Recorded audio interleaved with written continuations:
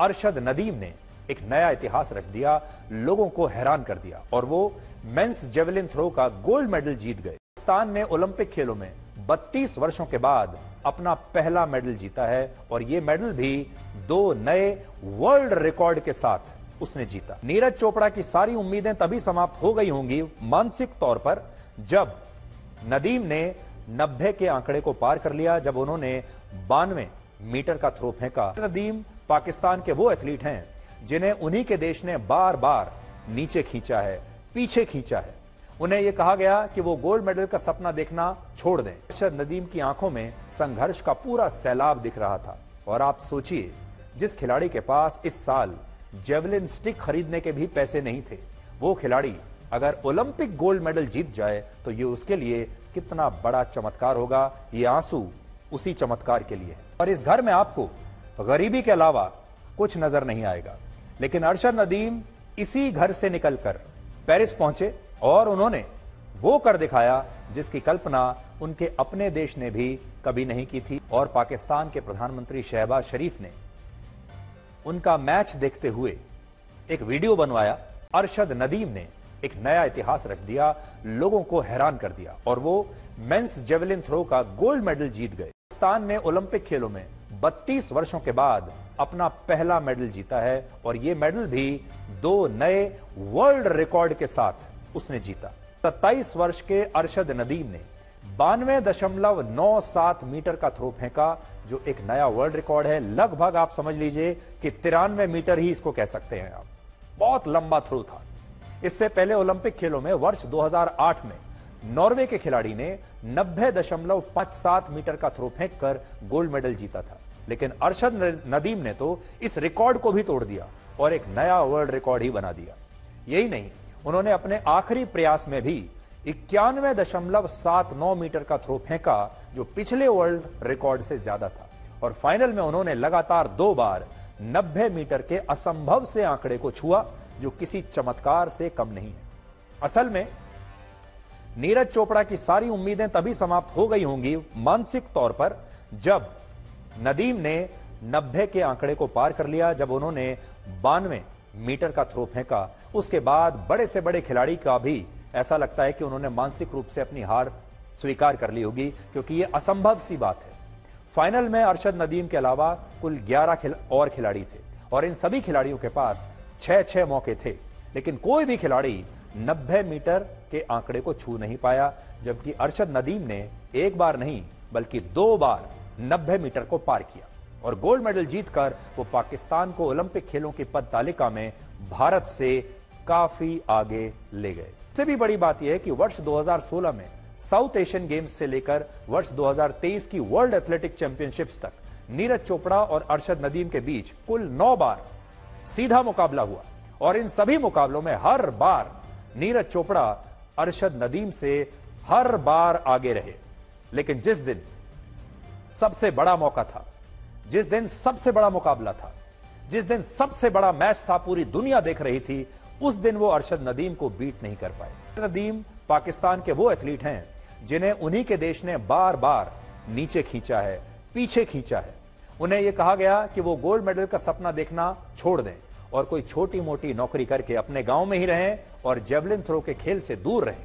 लेकिन वही अरशद नदीम सारी परिस्थितियों को हराकर ओलंपिक खेल में सोने की तरह ऐसे चमके कि आज पूरी दुनिया उन्हीं के बारे में बात कर रही है। इसलिए आज आपको अरशद नदीम से बहुत कुछ सीखना चाहिए। हमारे देश के जो युवा हैं खास तौर पर, उन्हें अरशद नदीम से आज प्रेरणा लेनी चाहिए। अरशद नदीम की आंखों में संघर्ष का पूरा सैलाब दिख रहा था और आप सोचिए, जिस खिलाड़ी के पास इस साल जेवलिन स्टिक खरीदने के भी पैसे नहीं थे, वो खिलाड़ी अगर ओलंपिक गोल्ड मेडल जीत जाए तो ये उसके लिए कितना बड़ा चमत्कार होगा। ये आंसू उसी चमत्कार के लिए है। अगर कल्पना कीजिए कि क्रिकेट के वर्ल्ड कप फाइनल में पाकिस्तान ने भारत को हरा दिया होता तो अब तक भारत में हंगामा मच गया होता, लोगों ने अपने टीवी सेट्स तोड़ दिए होते, पूरा देश निराशा में डूब गया होता या फिर पूरा देश क्रोध में जल रहा होता, क्योंकि हम ये स्वीकार नहीं कर सकते। इस बार हम पाकिस्तान से तो हारे जेवलिन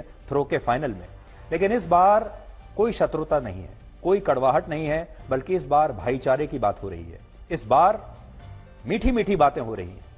अरशद नदीम के संघर्षों की कहानी ऐसी है कि बहुत सारे लोगों को तो यह भी विश्वास नहीं हो रहा कि वो ओलंपिक खेलों का गोल्ड मेडल जीत भी सकते हैं। ये घर देखिए जो अब मैं आपको दिखाऊंगा, जो पाकिस्तान के पंजाब प्रांत के एक छोटे से गांव में है। ये अरशद नदीम का घर है और इस घर में आपको गरीबी के अलावा कुछ नजर नहीं आएगा। लेकिन अरशद नदीम इसी घर से निकलकर पेरिस पहुंचे और उन्होंने वो कर दिखाया जिसकी कल्पना उनके अपने देश ने भी कभी नहीं की थी। कैसी जगह पर वो प्रैक्टिस करते हैं, उनके पास क्या साधन है, क्या सुविधाएं हैं। अरशद नदीम ज्यादा पढ़े लिखे भी नहीं है और उनके गांव में इतनी गरीबी थी कि उनके पास आखिरी रास्ता यही था कि वो खेलों में कुछ करें और खेलों के कोटे से उन्हें कोई छोटी मोटी सरकारी नौकरी मिल जाए। खेलों में वो आए भी इसीलिए थे कि ये सोचकर कि कोई छोटी मोटी सरकारी नौकरी मिल जाएगी। और इस तरह अरशद नदीम ने पहले क्रिकेट खेलना शुरू किया और बाद में वो डिस्कस थ्रो में चले गए और डिस्कस थ्रो से होते हुए वो जेवलिन थ्रो के खेल में आ गए।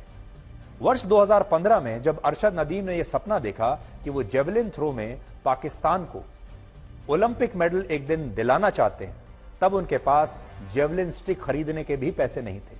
और यहां अरशद नदीम की जगह कोई और खिलाड़ी होता तो वो अपनी गरीबी को बड़ा कारण मानकर शायद कोशिश करना ही छोड़ देता और गरीबी के सामने हार जाता, गरीबी को अपना एक बहाना मान लेता। लेकिन अरशद नदीम ने अपनी गरीबी को बहाना नहीं बनाया और उन्होंने बांस की लकड़ी को अपनी जेवलिन स्टिक बना लिया और इस बांस की लकड़ी से कई महीनों तक वो जेवलिन थ्रो फेंकने की प्रैक्टिस करते रहे। मेडल सिर्फ बड़े घर, पैसे, संसाधनों और बड़े बड़े कोचेस को हायर करने से नहीं जीते जाते।